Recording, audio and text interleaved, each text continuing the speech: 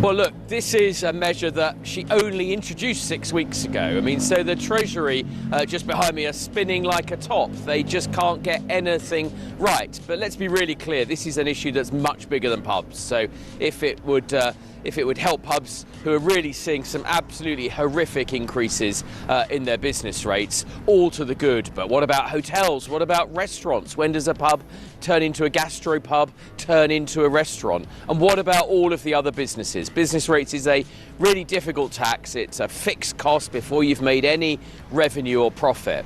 And I just think this government, Rachel Reeves, Keir Starmer, the whole bunch of them, just don't understand business, because they pile on red tape, they've put on the unemployment bill, they've put up the cost of hiring anybody. In the previous budget there were all those national insurance hikes, and then along comes their next attack through business rates. They don't understand business, they don't care about people who are working hard, the strivers, and businesses and pubs make a huge contribution to our communities. So U-turn, but do a proper U-turn. Do what, for example, the Conservatives have long called for, which is take most retail, hospitality and leisure businesses out of business rates entirely, because our high streets aren't what they once were, and we're on the side of communities and of people who are trying to do the right thing. Good day, political aficionados and connoisseurs of the utterly chaotic. Welcome back to the British Report, where we dissect the headlines with the precision of a surgeon and the glee of a child let loose in a sweet shop. Now, prepare yourselves, because today we are diving headfirst into a story so spicy, so undeniably British in its outrage, that it involves the only man who can make a grown chef cry, Gordon Ramsay. And trust me, he is not happy, not even a little bit. He is in fact absolutely tearing into Rachel Reeves. Yes, you heard that correctly. Gordon Ramsay, the culinary titan, the maestro of Michelin stars and colourful metaphors, has turned his fiery gaze from undercooked scallops to the cold, hard numbers of the Chancellor's latest budget. And let me tell you, it is a sight to behold. Quick favour, if you are loving this, hit that subscribe button. Over 92% of viewers haven't yet. It is free, takes a second and means the world to us. Thanks, if you did. Now back to the show. Right then, let us set the scene. Imagine, if you will, the bustling kitchens of a Gordon Ramsay restaurant. The heat, the pressure, the symphony of sizzling pans and shouted orders. Now picture that same intensity, but instead of a perfectly seared steak, the subject of his ire is the current state of the British hospitality industry. He is not just simmering, he is at a full rolling boil, folks, and his target? None other than Rachel Reeves and her much-debated tax hikes. Ramsay, a man who has built an empire on precision and profit, a man who knows a thing or two about tight margins and even tighter tempers, has dropped a bombshell that reverberated through the industry. The industry is facing a bloodbath. A bloodbath, not a slight downturn, not a bit of a wobble, but a full-blown culinary Armageddon. He went on to declare that those in hospitality are lambs to the slaughter. A rather graphic image, is it not? Especially coming from a man who regularly shepherds actual lambs to a rather delicious, albeit final, destination. But the point stands, and it stands with the force of a perfectly executed suplex. And here's the other big one, Steve. Pubs, restaurants, bars, cafes, big employers of young people. Yeah. And it's really sad, because I really want to employ young people. But the difficulty with employing young people, we have to go through a training process. Young people can't always work the same sort of longer hours as older people. And we're now having to make a very difficult decision, which is going to be perhaps having to employ less young people, because if you look at the minimum wage, it's almost £27,000 a year. So at £27,000 a year, for maybe £29,000, £30,000, we can employ somebody older with experience. Yeah. Now, this is not just some fleeting grumble from a celebrity chef. This is Gordon Ramsay, a man who operates over 30 restaurants across this sceptred isle. A man whose livelihood and the livelihoods of thousands of his employees depend on a thriving hospitality sector. When he speaks, people listen, often through gritted teeth, but they listen nonetheless. And what he is saying is dire. He claims he has never seen it so bad, which, coming from someone who navigated the treacherous waters of the 2008 financial crisis, is a truly chilling statement. He is witnessing, with his own eyes, eateries closing every other day.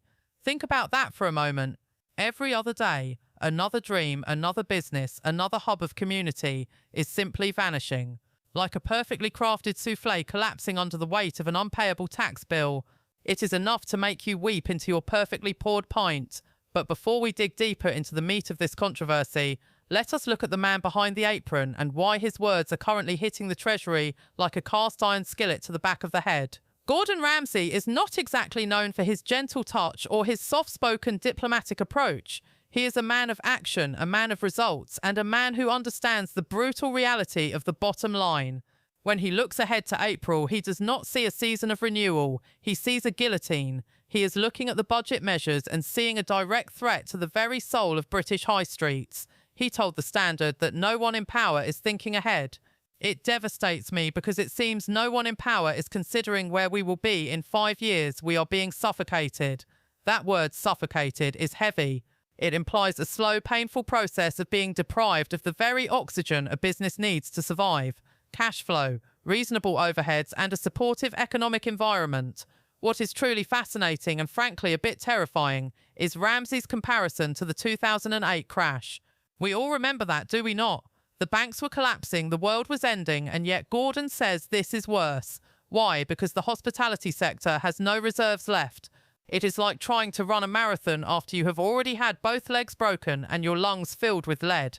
The coronavirus pandemic was a systematic dismantling of the industry.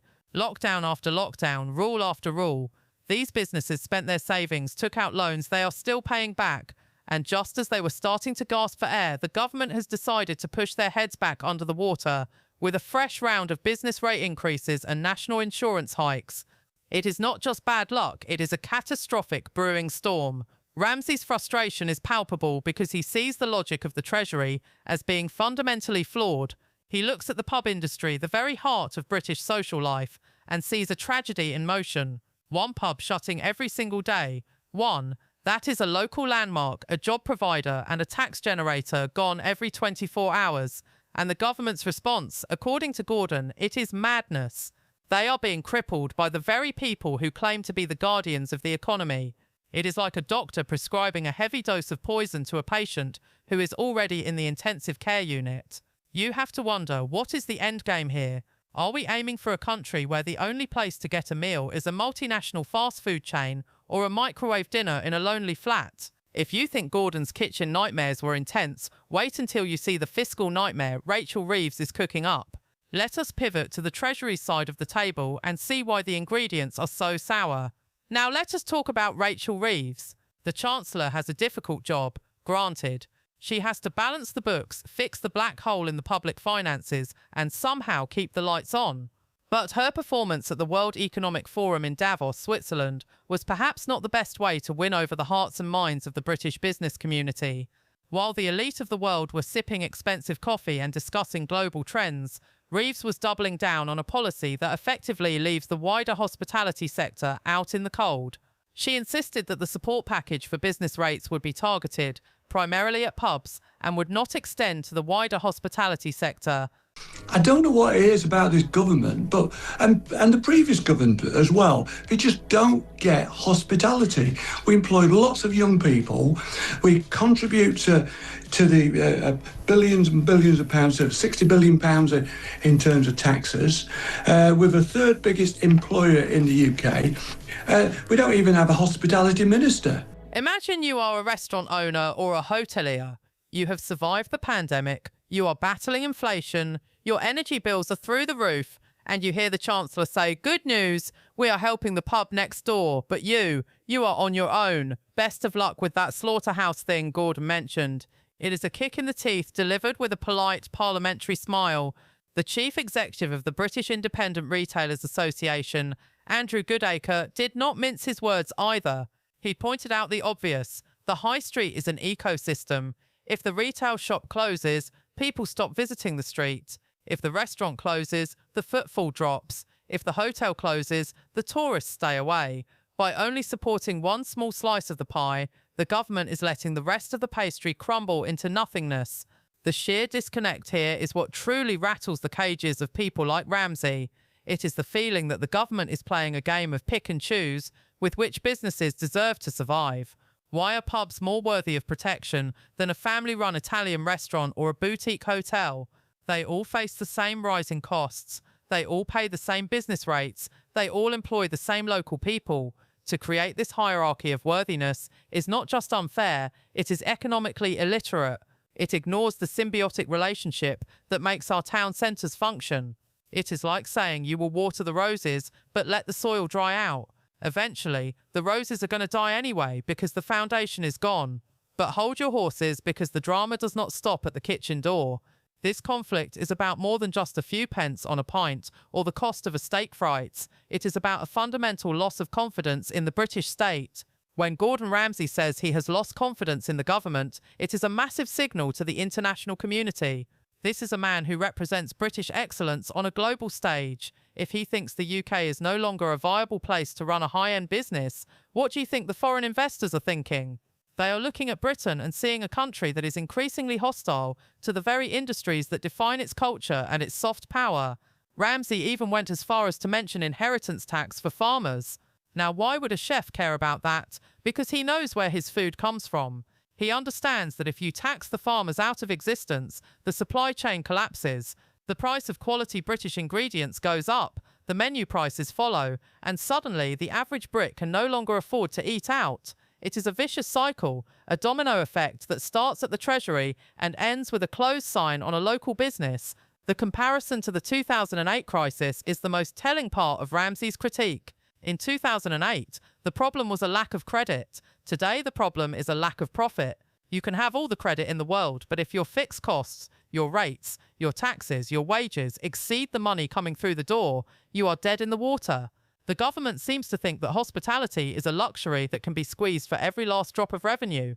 But hospitality is the third largest employer in the country. It is the entry point for millions of young people into the workforce. It is the soul of our social lives. If you squeeze it too hard, you do not get juice, you get a bloodbath. And let us talk about the timing. April, that is the month the industry is dreading. It is when the business rate relief is set to fall away and the new tax measures kick in. It is like watching a slow-motion train wreck. We can see it coming. The industry experts are screaming from the rooftops. Even the celebrities are joining the fray. And yet the government's response feels like they are reading from a script written in a different decade. They are talking about tough choices, but the choices they are making seem to consistently fall on the shoulders of the people who actually make things, serve things, and build things. So what is the real-world impact of this madness? Let us take a stroll down an imaginary British high street and see what happens when the lambs finally meet the slaughter.